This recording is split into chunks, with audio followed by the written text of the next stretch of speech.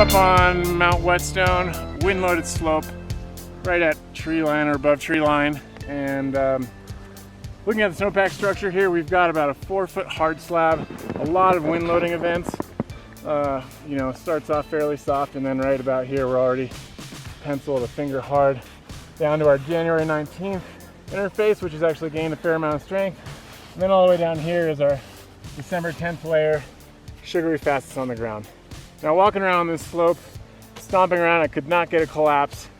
This weak layer is getting insulated. We've got a 4-foot dense slab that's protecting the impact of a skier from hitting that layer.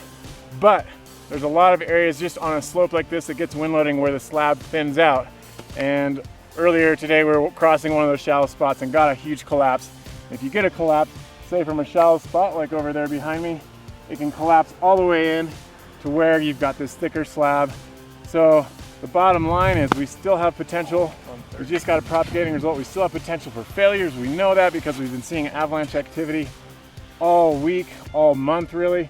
And so the structure really hasn't changed. It's just getting deeper and harder to trigger these avalanches. And we're gonna see less naturals now as we go forward without major loading events that we had all during the last couple of weeks. So without the wind loading and without the snowfall, now it comes down to human triggering avalanches. And you can still do it. It just means oftentimes from a shallower spot on the slope.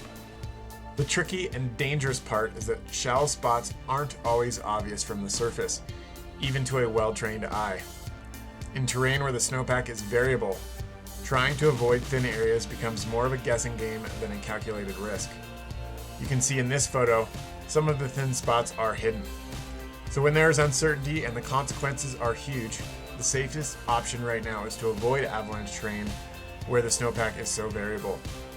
Here's a natural avalanche that ran last night.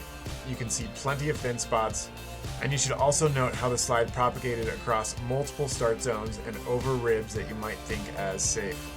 That's been the pattern in recent weeks.